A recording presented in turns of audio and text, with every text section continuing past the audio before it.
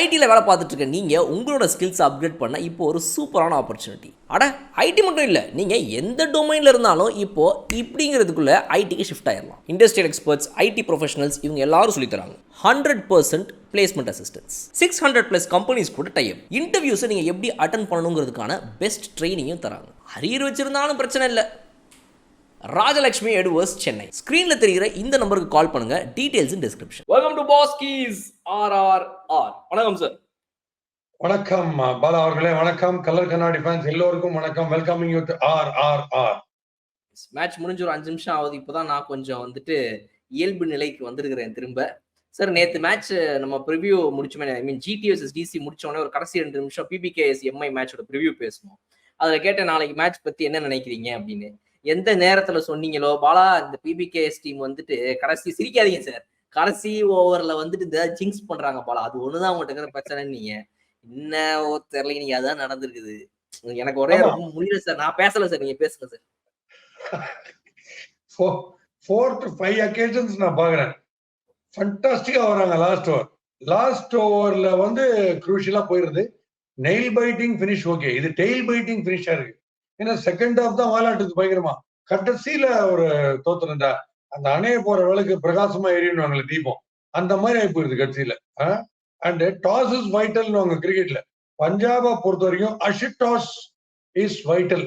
எனக்கு தெரிஞ்சு இந்த அஷிடாஸ், சஷாங்க் 2 பேரும் ஸ்ட்ரெயிட் வாக்கின் நம்ம இந்தியன் T20 டீம்ல. அவங்க 2 பேர்ல யாரோ ஒருத்தர் டெபினட்டா ஆட போறாங்க. இந்த மாதிரி ஒரு ஹிட்டிங் மகேந்திர சிங் தோனி, சூரியகுமார் யாதவ் பார்த்திருக்கோம். மகேந்திர சிங் யாதவ், சூரியகுமார் தோனி அப்படின்ற மாதிரி புதுசா 2 பிளேயர்ஸ் இருக்காங்க. இப்போ இந்த செகண்ட் ஹாஃப்ல பினிஷிங்க்கு minimum back left class and type of cricketer ஆடுறாரு அசுதோஷ். அதனால லாஸ்ட் மேட்சே உங்களுக்கு சொன்னேன், most dangerous pair of T20 தான். சரியான பேர் வச்சிருக்காங்க, பினிஷிங்க்குன்னே ஒரு பேர் வச்சிருக்காங்க. அது ரொம்ப ரொம்ப பேட்ல உங்களுக்கு கடைசியில போனது. எனக்கு சூரியகுமார் யாதவ் உடைய 360 டிகிரிஸ் கேமே மறந்து போச்சு பார்த்து 2 பேர் ஆடுறத பார்த்துட்டு. என்ன நாக்ஸ், சின்ன சின்ன விஷயங்கள் எங்க கோட்டை விட்டாங்கன்றத நம்ம அலசுவோம் டீடைலா. எஸ், சஷாங்க் முடிஞ்ச அளவுக்கு ஆடுறாரு, அப்புறம் ஒரு ஸ்டார்ட்க்கு அப்புறம் அவர் போயிடுறாரு. பட் எண்டு வரைக்கும் நின்று ஆடுற பேட்ஸ்மேன் யாருன்னு பாத்தீங்கன்னா அவங்க கிட்ட அசுதோஷ் கம்ப்ளீட்டா கண்டினியூஸா ஒரு மேட்ச் ப்ராமிசிங்கா ஆடுறாரு. அது என்னன்னா சார், இப்போ மும்பை இந்தியன்ஸ் மாதிரி ஒரு டீமுக்கு அகைன்ஸ்டா நீங்க ஆடுறீங்கன்றது உங்க மைண்ட்ல இருக்கும். நான் ஒரு புது பிளேயரு, எனக்கு அவ்வளவு பெரிய எக்ஸ்பீரியன்ஸ்லாம் இல்லை இந்த மாதிரி ஒரு லெவல் ஆஃப் கிரிக்கெட்லன்றது உங்க மைண்ட்ல இருக்கும். இவ்வளவு பெரிய கிரௌட்ல, வான்கடே கிரவுண்ட்ல நீங்க மும்பைக்கு அகைன்ஸ்டா ஹோம் கிரவுட்ல விளையாடுறீங்கன்ற பயம். இவ்வளோத்தையும் தாண்டி பும்ராவை பிளிக் அச்சு பின்னாடி 6க்கு பறக்க விடுறாரு. ஜெரால்டு காய்ஸி, மதுவாலு, ஹார்திக் பாண்டியா யாரு வந்தாலும் அவருடைய ஷாட்ஸ்ல ரொம்ப கிளியராக. நீங்க சொல்லுவீங்க, நான் பவுலர் எல்லாம் பார்க்க மாட்டேன், நான் போடுற கையில இருக்கிற பால தான் பார்ப்பேன்னு ஒரு பேட்ஸ்மேன் ஆடணுமீங்கல்ல. எனக்கு அந்த மாதிரி இருந்துச்சு அவர் ஆடுறத பார்க்கும்போது. அமேசிங் ஷாட்ஸ், வேற லெவல் சார். லைக் கம்ப்ளீட்லி எல்லாருமே அவருடைய பேட்டிங்க்கு ஃபேன் ஆயிருப்பாங்க. என்னன்னா பாலா, அவர் மினிமம் பேக் லெஃப்ட் நான் சொன்ன பாத்தீங்கன்னா, இன்னைக்கு கிளியர் டிஃபரன்ஸ் லிவிங்ஸ்டன் ஆனதுக்கும் அசுதோஷ் ஆனதுக்கும் நீங்க பாத்தீங்கன்னா, அவர் ரொம்ப பெரிய பிளேயர் நான் கம்பேரிசனுக்கு சொல்ல. But Coetzee is very very quick. Coetzee ஒரு 2 பால் ரியல் குவிக், 4 பால் மூளையெல்லாம் போடுவாரு, அந்த காம்பினேஷன்லயே தான் போடுவார் அவரு. பட் இவ்வளவு குவிக்கா போடுற பாலுக்கு வந்த உடனே 2வது 3வது பால்லயோ நான் சொல்ற மாதிரி இவங்க இந்த ஃபாஸ்ட் பவுலரை கோவப்பட்டு அகெயின்ஸ்ட் த பேஸ் அடிக்கணும்னு பாத்தீங்கன்னா அது டிசாஸ்டர்ல முடியுது எல்லா பேட்ஸ்மேனுக்கும். அதுக்கு ஜஸ்ட் சீவி விட்டா 6. அந்த நம்ம மத்வால் போலிங்கே இப்படி சீவினா 6 போகுதுன்னா கோட்ஸியோடைய ஸ்பீடுக்கு எப்படி போகும்னு யோசிச்சு பாருங்க. அங்க எரர், டிஸ்கிரிஷனரி எரர் லிவிங்ஸ்டன் பண்ணாரு. அசுதோஷோடைய பேட்டிங்ல 2 டைப், அதாவது பவுன்ஸ் பண்ணீங்கன்னா அப்படியே அடிக்கிறது, நான் சொல்ற டைப் பேக் லிஃப்டே இல்லாம அப்படி எப்படி அடிக்கிறது, ஹெலிகாப்டர் ஷாட்ன்றது விதவிதமா டெமான்ஸ்ட்ரேட் பண்றாரு. On the of stump pitching எப்படி அடிப்பேன், மிடில் எப்படி அடிப்பேன் அப்படின்னு சொல்லிட்டு. அந்த ஃப்ரீ ஹிட் வந்த போது பும்ராவை கம்ப்ளீட்டா டவுனா போயிட்டு ஃபுல் டாஸா கனெக்ட் பண்ணி ஒரு 6 அடிச்சாரு பாருங்க.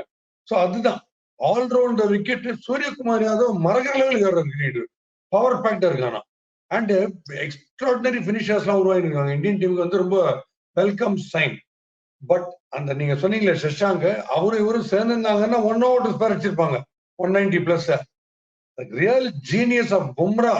எப்படி நான் உங்களுக்கு சொன்னா, சிங்கிள் ஹேண்டடா பட்லர் இந்த பக்கம், சுனில் நாராயண் பக்கம், சிங்கிள் ஹேண்டடா டென்னிஸ் மாதிரி ஆடுறாங்களே பேட்டிங்ல. அவங்க எல்லாம் ரொம்ப ரேர். ஒரு போலர் சிங்கிள் ஹேண்டடா ஒரு டீமை காப்பாத்துறதுன்றது பும்ரா தான் பண்ணிட்டு இருக்காரு எப்பவுமே. அதாவது எக்கானமில, பெனிட்ரேஷன்ல, விக்கெட் எடுக்கிறதுலயும் சொல்றேன், 2த்துலயும். ஃபர்ஸ்ட் இது பவர் பிளேல என்ன பண்றாரு, வைட்ல 2 அடிக்கிறார். கையை விட்டு மும்பைக்கு போற சமயத்துல திருப்பி செகண்ட் ஸ்பெல் ஆபத் பாண்டோனா வந்து எக்கானமி பிளஸ் விக்கெட் டேக்கிங் 2வது. அது ரொம்ப ரேர் நீங்க பாக்குறது.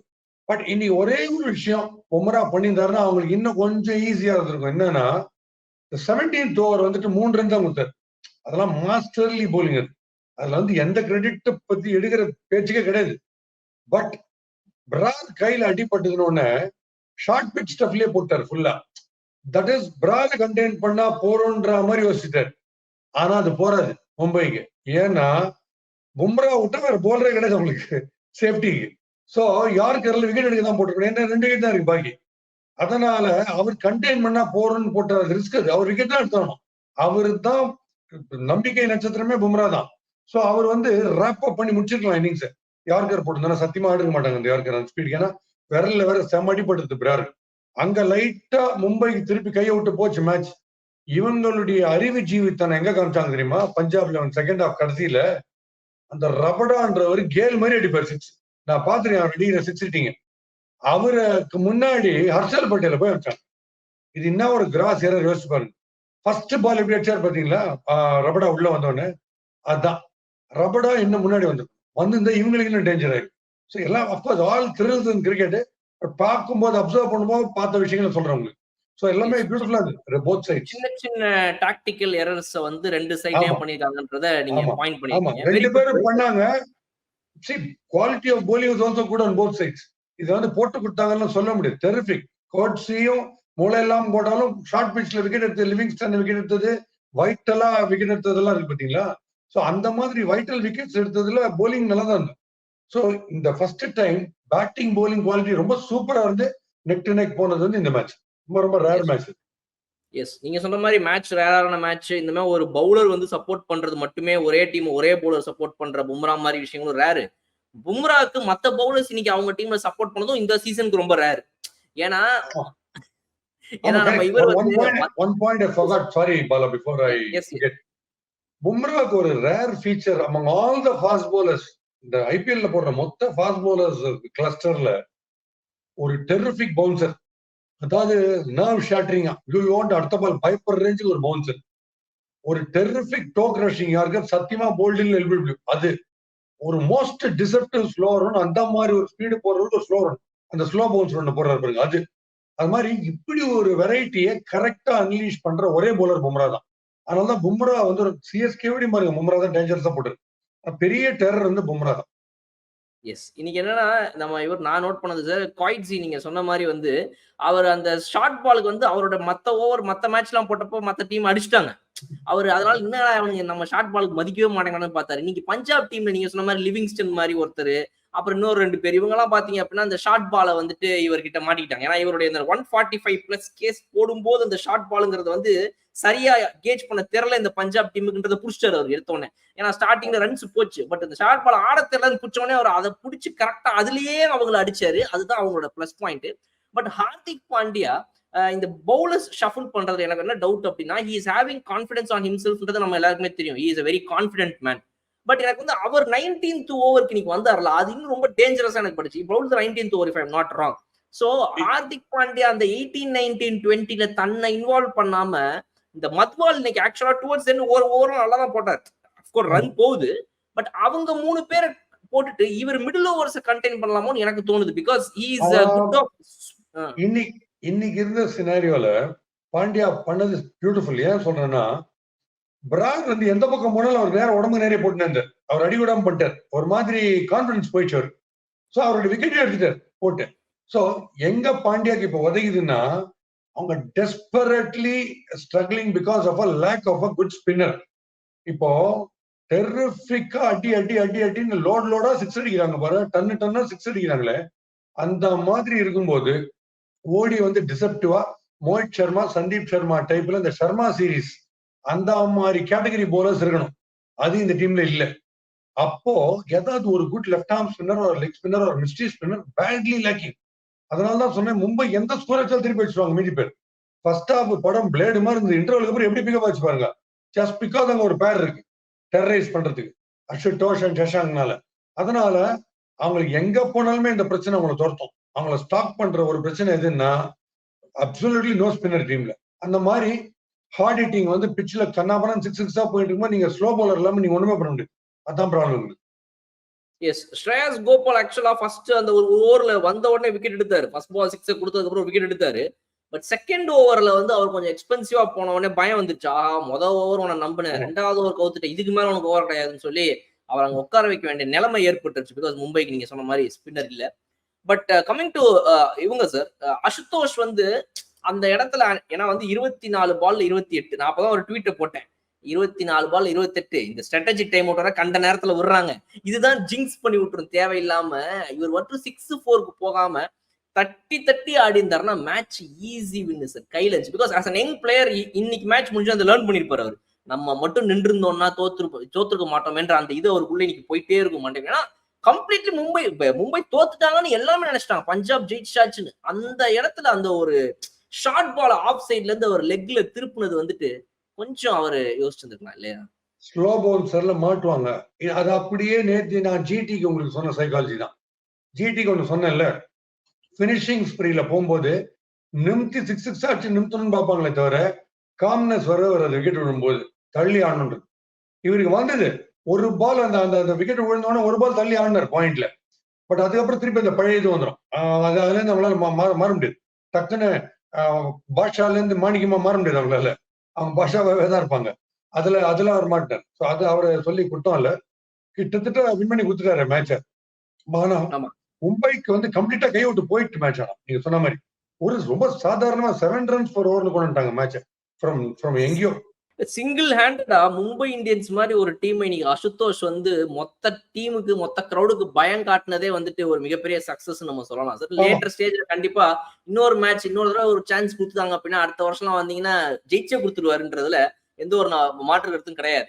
பட் ஹார்திக் பாண்டியாவுடைய பேட்டிங் இன்னைக்கு இதே தான் ஷார்ட் பால். அவர் வந்து இந்த இப்ப இவரோட அசுதோஷ் அவுட் ஆன அதே மாதிரி பால்.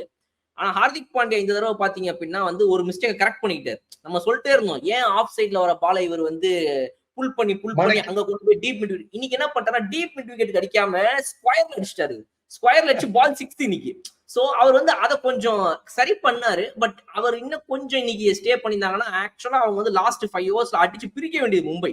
டார்கெட் வந்து it would have been a 220 target. அதை வந்து கம்மி பண்ணிட்டாங்க லாஸ்ட் 5 ஓவர்ஸ்ல. Punjab bowled really well. அதான் நான் சொல்றேன், both the teams bowled well, they batted well. ரெண்டுமே அது ரொம்ப நல்ல விஷயம்.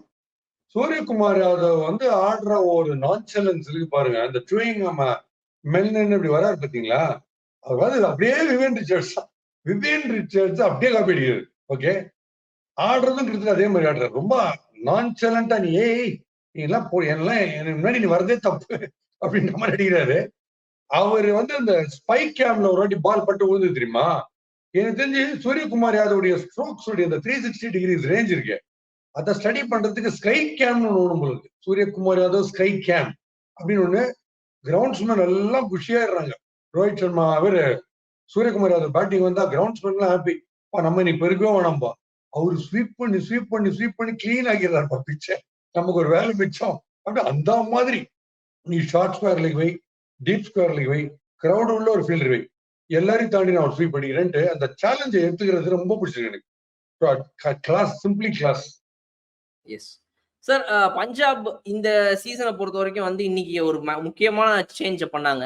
கேப்டனாக இருக்கக்கூடிய சாம் கரன், கேப்டன் ஷிகர் தவான் ஓப்பனிங் இறங்கினா, கேப்டன் சாம் கரன் ஓப்பனிங் தானே இறங்கணும் அப்படின்னு சொல்லிட்டு இன்னைக்கு அவர் ஓப்பனிங் இறங்கினாரு.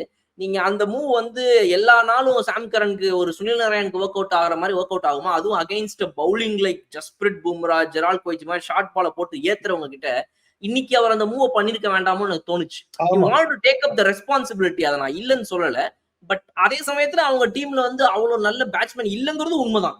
ஏன்னா வந்து ரைலி ரோசு, லியம் லிவிங்ஸ்டன் மாதிரி ஹிட்டர்ஸ் இருக்கிறாங்க. கொஞ்சம் ஸ்டார்டிங்ல விளையாடுறதுக்கு ஆக்சுவலா அவங்கள்ட்ட இல்ல ஷிகர் தவான் இல்லாதனால.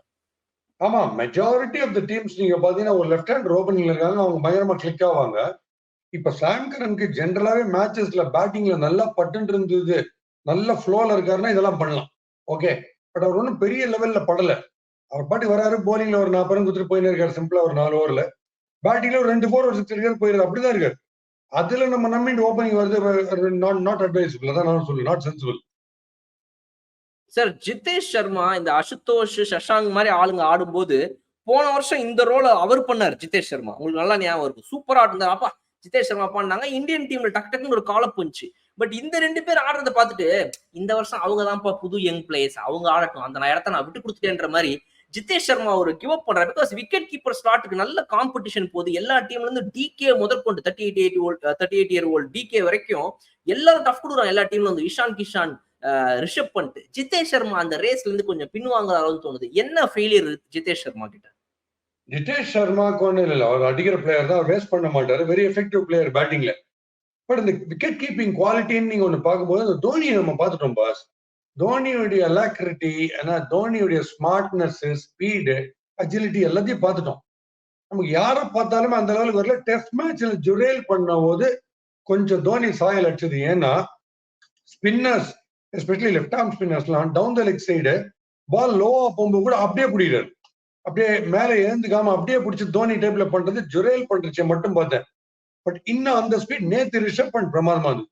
நேற்று மேட்ச்ல ரிஷப் பண்டோட கீப்பிங் டாப் கிளாஸா இருந்தது.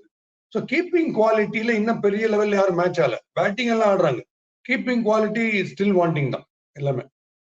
Right, okay sir. இன்னைக்கு இந்த மேட்ச் சொல்லுங்க சார். Any other points to add? No, very very interesting match. And இந்த மாதிரி பேட்டிங் போலிங் எல்லாம் ஈக்குவல். கடைசி வரைக்கும் என்ன ஆக போகுதுன்னு தெரியாம இசிஜி மாதிரி மேலையும் கீழே போயிட்டு வந்து இருக்கிறவங்கள இசிஜி எல்லாம் ஏற்றி இருந்துட்டு இந்த மாதிரி மேட்ச் தான் ரியல் த்ரில்லு. நாளைக்கு நம்ம ஜலூசில் எல்லாருக்கும் அனுப்பணும், நம்ம ஃபேன்ஸுக்கு அனுப்பணும். அதை விட ஃபேன்ஸுக்கு கிடைக்காது, ஏன்னா கவாஸ்கருக்கு அதில் ஒரு பாதி போயிடும். அதனால வந்து ஜலூசில் ஸ்டாக் கொஞ்சம் கம்மியாக தான் இருக்கும் நாளைக்கு. பட் ஒரு விஷயம், எல்லாரும் நாளைக்கு மேட்ச் பார்க்கணும்னு ஆசைப்படுற ஒரே விஷயம் என்னன்னா, தலைவன் எப்போ வரும் ஃபீல்டு உள்ள, 6 எப்போ வரும். அதனால கடைசி பஞ்ச்ல என்னன்னா, யூ வாண்ட் 6 கால் 7 அப்படின்னா அவர் வந்து டப்பு டிப்பு டப்புன்னு ஒரு 3-4 6 அடிச்சுட்டு போதும்பா நான் கிளம்புறேன்பா, வந்த குத்தம்பா படத்துல 2 சீன்பா, ஒரு பாட்டு ஒரு ஃபைட்டுன்ற மாதிரி. இப்ப கொஞ்ச நாளாவே நீ 300 கூட வச்சுக்கோ, தலைவன் 6 அடிச்சாரா இல்லையா, நாங்க வருது அதை பார்க்கதான், அடிச்சாரா நாங்க கிளம்புறோம், இப்படி ஆயிடுச்சு. Yes, let's wait and watch sir. நாளைக்கு CSK vs LSG match எப்படி இருக்குதுங்கறத. Thank you so much for joining on today's video. See you tomorrow's RR. Yes, we'll have a lot of interesting stuff to talk about tomorrow's match நினைக்கிறேன். LSG versus MSD, sorry, LSG versus CSK match நாளைக்கு கண்டிப்பா நாளைக்கு பார்த்து ரசிச்சு என்னென்ன points முடியுமோ நம்ம கண்டிப்பா பேசுவோம். Thank you. Again, let's meet at RRR.